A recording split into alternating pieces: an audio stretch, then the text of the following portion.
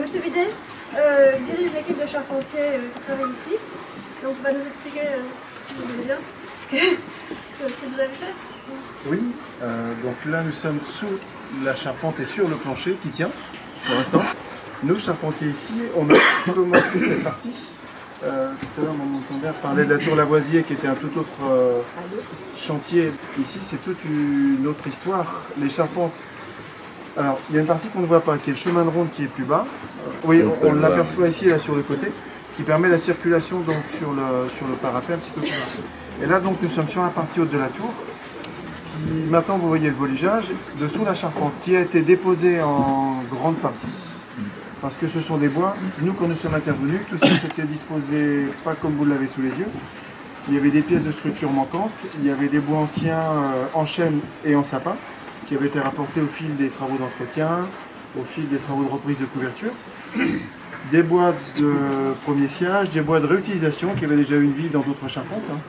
Donc pour des questions d'économie, des questions de proximité de bois aussi. Donc en fait, on a repéré tous les bois anciens que l'on a trouvés en chêne pour être utilisés. Les bois résineux qui étaient très abîmés, eux, ont été mis de côté pour servir peut-être autre chose dans des pièces secondaires, mais pas pour faire les charpentes d'ici.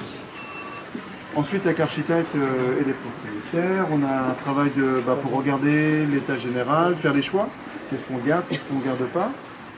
Comment on repart pour reconstruire au mieux par rapport à ce qu'on a trouvé la charpente, en respectant les techniques qui étaient à l'origine, qu'on a pu supposer, même s'il y a 2-3 périodes dans cette charpente.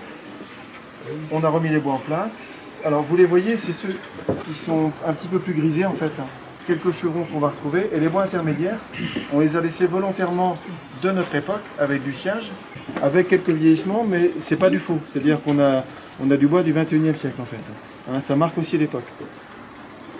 L'ensemble a été remonté dans des dispositions, et structurellement, il faut que ça tienne.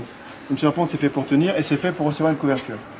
La couverture ici étant circulaire, enfin circulaire, au premier coup d'œil, sachant que la maçonnerie étant très irrégulière, la tour n'est pas circulaire. On a quelque chose de très déformé. Donc nous, pour reconstituer ce demi-cercle, on a suivi au mieux les murs, en pensant au couvreur. Donc les chevrons descendent au mieux pour se raccorder sous une forme assez régulière quand même, pour que le voligeage en peuplier, qui se plie aux formes, mais puisse quand même avoir un point de départ intéressant. Pour que les courbes soient régulières dans les deux sens, pour que les ardoises collent au mieux sur la couverture. Voilà. Donc il y a le travail de structure, et il y a le travail de forme que l'on donne au toit, c'est-à-dire l'épure de la charpente, pour qu'on ait vraiment quelque chose de couvrable, et puis de cohérent vis-à-vis des autres pentes de toiture qu'on peut retrouver ici, et vis-à-vis des autres tours aussi. Le travail étant sur la tour, parce que c'était la première partie où on a commencé, et puis maintenant nous sommes sur cette partie-là du logis, avec une charpente en place, où là on est plus dans des travaux d'accompagnement de reprise d'assemblage des bois anciens, du rechevillage. On aperçoit bien les chevilles nouvelles en acacia, parce que l'acacia est un bois intéressant du fait il se tient bien dans son fibre et il est souple. Donc il accepte des déformations sans casser. On a quelques pièces qu'on a remplacées, alors surtout sur les embases, c'est-à-dire les poutres sablières, les petits blochets, les pièces à l'horizontale en bas, et les petits liens, parce que l'eau a fait son effet avec des champignons, des insectes. Les pigeons, la présence des pigeons n'est jamais bienvenue sur les bois. Ici il y en a quelques-uns.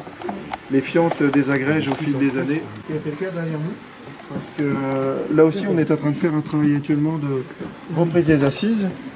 Alors ici on travaille sous deux épures. L'épure étant le tracé de la charpente, c'est-à-dire pour la toiture, et bien sûr pour l'intérieur, parce que va venir sous cette charpente courbe la voûte lambrissée, qui est encore en place, mais dans son état tel qu'on la trouve, et qui sera restituée après sous cette charpente. Donc on en tient compte pour réaligner les bois, de pouvoir redisposer cette voûte avec ses irrégularités aussi, mais pour qu'ils viennent se fixer sous la charpente.